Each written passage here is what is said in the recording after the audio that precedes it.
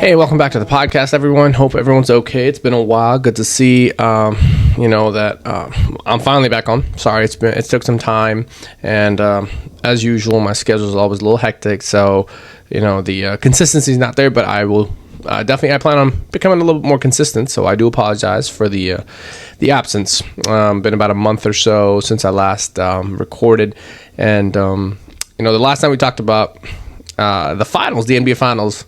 And I have to be the first to admit, man, it did not go as expected. It was not, I think most people who were rooting for the Mavericks did not expect that outcome, right? I think you expected the Mavs to make it pretty competitive. But aside from Luka, who seemed, even though he performed pretty well, obviously not up to his, standard, but still relatively well, he did okay.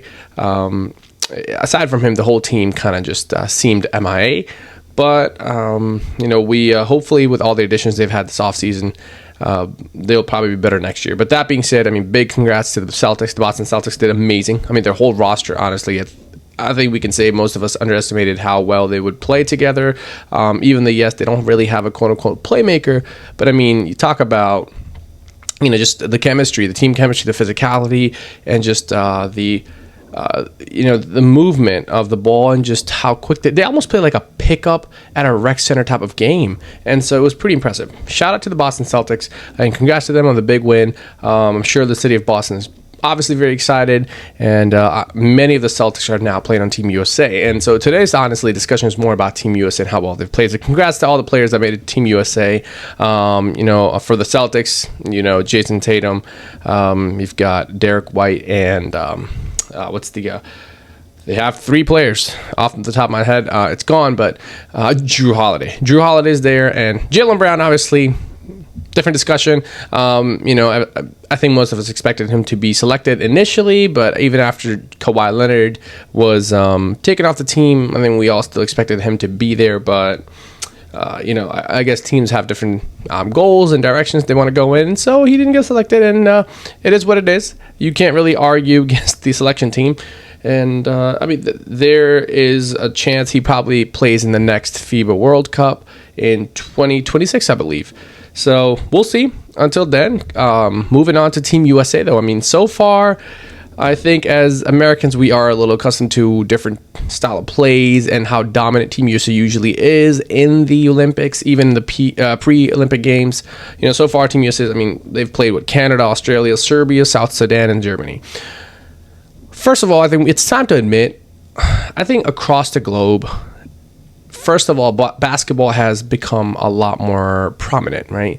Basketball is a lot more prominent, more prevalent, and people are picking up across the world the game of basketball. So naturally, they're going to all have more developed talent, more developed skills. There is that. And based off of that, a lot of the people are coming to USA to play in the NBA. Surprisingly, funny stat, the last time an American-born player won an MVP was in 2016-2017 season. I believe that's in the 2017 was the last American MVP.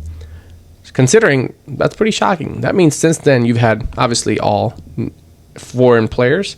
Giannis, you've got Jokic, I think just those two, and Embiid in the middle. There you go. Now, Embiid decided to play for Team USA, and that's, obviously perfectly fine, but he is initially naturally Cameroonian. So, interestingly enough, he chose to play with Team USA, and that's obviously more power for Team USA, but you've had, for the last 7 years, you can say, a foreign MVP in the NBA. And the most dominant player has been foreign as well. Giannis, Jokic, or Embiid. Luka's up there too. So that really just shows you where the game stands today, right? That being said, obviously, Team USA, the pre-Olympic Games, has not been that dominant as expected, right? Against Canada, which probably has many consider the second best team in the Olympics outside of the USA because of the NBA talent that they have. You've got Jamal Murray, I think Andrew Wiggins, they've got SGA, and a couple of the guys that I can think of, that they have that are in the NBA, and not just only in the NBA, but stars in the NBA. So against Canada, they did great. Maybe there's a size advantage, possibly, and that's what it is. Team USA does have great great, talented, skilled big men. So let's see how much advantage they can take of that in the Olympics. But that being said, next game was against Australia. They were pretty much dominating. Then they blew a big lead. But that's just, I think a lot of it is obviously, as naturally, it's human nature. When you're very dominant, you're physically imposing, you are a great player, you're more likely going to just beat the team. So you don't take it as, you don't play it up to par. And not any disrespect to any of the teams, are great, but I think that's just life. When you are more guaranteed to do something, you kind of, take your foot off the paddle. And so, we can all agree. If you take your foot off the pedal, then you're going to struggle a little bit. And so, that being said, next game was against Serbia. That was obviously against, you can argue, the best player in the world, Jokic and his teammates, but Team USA absolutely dominated, 105-79. And next game was against South Sudan. Now, South Sudan, man, what an impressive show out. They played down to the wire. Honestly, could have won that game. Beat Team USA 101-100. And Germany, same thing, 92-88. Very close, very competitive. Now, South Sudan, I think, just wanted to truly show to the world that they are capable. They also have a lot of, actually, NBA players currently as well, or / players that are getting ready to go to college. I think that one of the players that is going to be at Duke next year. So great talent in South Sudan, and Germany too. I mean, Germany, obviously, they have a lot of NBA players. And Dennis Schroeder, which you expect to have him play very well in the NBA. For some reason, he fluctuates a lot, but for Germany, the guy plays amazing, man. I mean, shout out to Dennis Schroeder, but, they've got a lot of good players. They play, one thing about, obviously, other countries is that they've been playing together for longer. Team USA they're so talented, they just kind of throw the talent together, and these guys don't, consistently play together.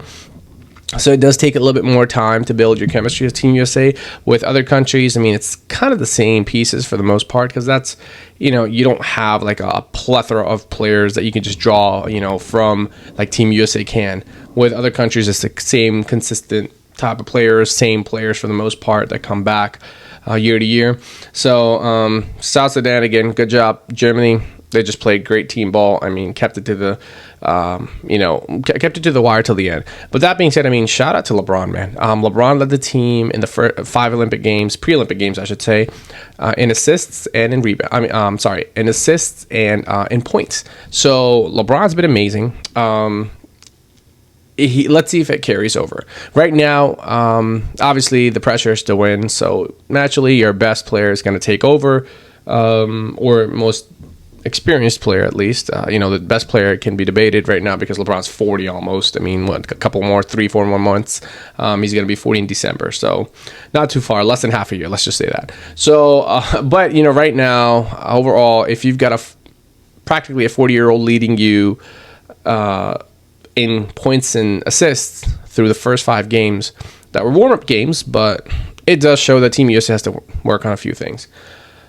That being said, obviously, the other thing is, man, these Olympics are really going to help LeBron's legend grow. You've seen a lot of compliments come through. I mean, that's been very impressive. KD, Steph Curry, you've seen Drew Holiday. I mean, Anthony Edwards. All these guys have been just complimenting and talking about LeBron, how amazing LeBron's been, how amazing of a leader he is, his IQ off the charts. And just watching him, even Steve Kerr was like, hey, he went to Ty Lue and Eric Spoelstra, and he said, hey, does he actually always practice this hard? And they said every single day. So LeBron's really, if there was a chart that we did and who would benefit the most through these Olympics, honestly, I did not expect the storyline to go that this is just more of a LeBron documentary case really here. I think he's just piling up more highlights for his documentary. You've got AD walking down the hall, LeBron. Anthony Edwards was interviewed. What do you think about what happened with South Sudan? He goes, it just LeBron happened. So that'll be interesting, man. I'm looking forward to the documentary coming out in a few years once he retires, and it really will be an interesting documentary to see.